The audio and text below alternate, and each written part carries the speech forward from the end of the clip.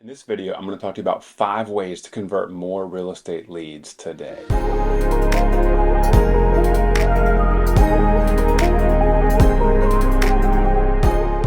Hi, my name is Jay Parrish, and today I'm going to be talking to you guys about real estate leads and how you can improve your conversion rates. Whether you're brand new to the business or have been in the business for 30 years, leads are an important part, and the rate at which you convert those is even more important. And it can be frustrating. I understand it's difficult. We end up giving up on those leads. And I want to talk to you about some tips that can help convert those things. 5 simple things that you're able to start putting into your practice. It's going to help you get more and more leads. I don't think online leads should be the main source of your business. I'm always a proponent of your sphere of influence, your SOI should be your primary focus, but this is a way to continue to grow your sphere of influence as you move forward in the business. Tip number 1, make sure you respond to the leads immediately, very quickly. This is crucially important. According to Realtor.com, a certain type of leads they distribute out to multiple agents at the same time. Within 15 seconds is the average winning time that the agent who gets that lead is responding to that. This is so important because if you are able to get in touch with that client while they're still on the site that they clicked on, this is going to make huge dividends. Their focus, their attention is on that particular house they reached out about, or they're focused on real estate. You're 80% more likely to get the lead when you respond within the first few minutes. So it doesn't necessarily have to be that 20 seconds, that 15 seconds, but the first few minutes are crucial to get in touch with that lead. When you wait beyond that time, life gets busy. That client who clicked that link has now moved on. They're taking care of their kids. They're at their job. They're at a soccer game. They're not able to take your call at that point. Doesn't mean they're not interested, but it's very difficult. And also, somebody else might have gotten in touch with them if you waited a couple hours to reach back out. Make sure that you reach out to that lead via phone call first, then a text message, then an email. Make sure at a minimum you are doing those 3 to try and reach out to them, because everybody communicates differently, so it might just depend on which way you're able to connect with them. Always be in the mindset that you're not the only one that received this lead.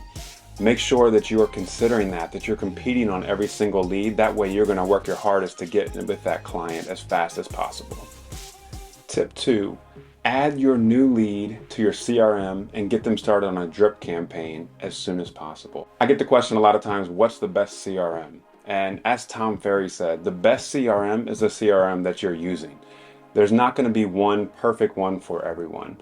One that I really love is Moxie Engage. Moxie has a whole suite of products, but Moxie Engage is a great CRM. You're able to quickly add your clients into the CRM. There's several ways to be able to do that. And then just as fast, add them to a buyer lead drip campaign.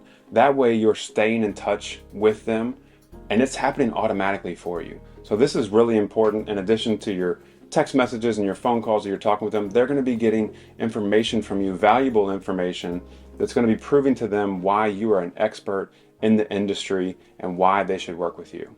Tip 3 is to get them searching for homes. Now you might be saying, well, they're already searching for homes. That's how I got in touch with them. The key is here getting them to search homes on your site or through your MLS. Get them set up on an MLS search or an IDX search through your website. The key element here is when they find a property they're interested in, when they click on I'm interested or request a showing, you're going to get an email directly to you letting you know that client is interested. That is very important.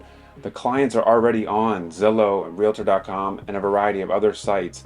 And when they click that information, it's going to another agent. Now, are we going to be able to keep them away from those sites? No, they love them. The sites are great, but they don't help us get in touch with them. So getting them on a great search through Moxie has a great search through their website or IDX.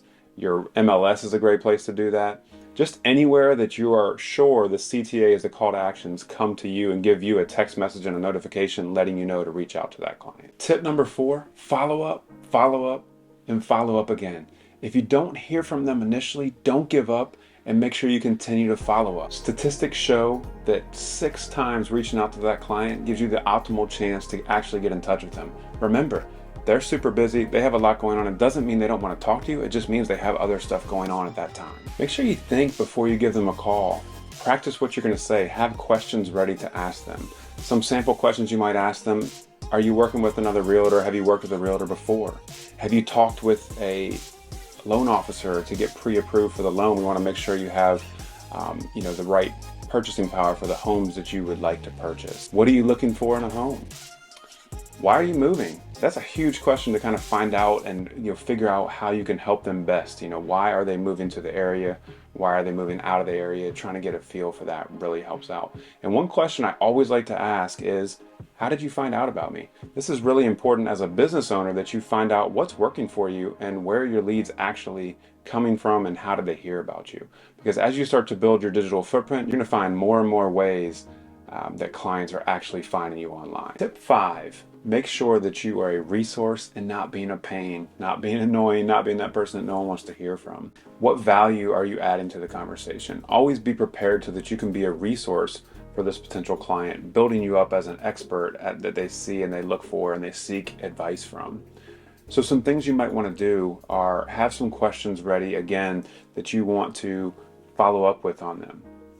Some examples might be, I know you're interested in the Idlewild neighborhood. I just saw a house come on the market. Would you like to go take a look at that? I know the property that you're really interested in went under contract, but I did some research and I found 3 properties that are very similar to that one. I'd love to take you out there and see if any of those would be a good fit for you. Essentially, don't just call to say hi and then not have any idea what you want to talk to them about. Be ready to be a resource, bringing value to them with that phone call, so that when they see your name coming through, they're not going to ignore that. They're going to know that you're calling with something to help them out to either find the home they're looking for or help them sell their home. In closing, if you start implementing these 5 tips into every single lead that you get, you are going to start converting more leads because you are following the steps, you're following up, you're doing what you need to do to be able to get in touch with them and convert those leads. If you guys found any value from today's video, I'd love for you to like this video and subscribe to my channel for more videos like this in the future. Again, my name is Jay Parrish, and I'll see you guys next time.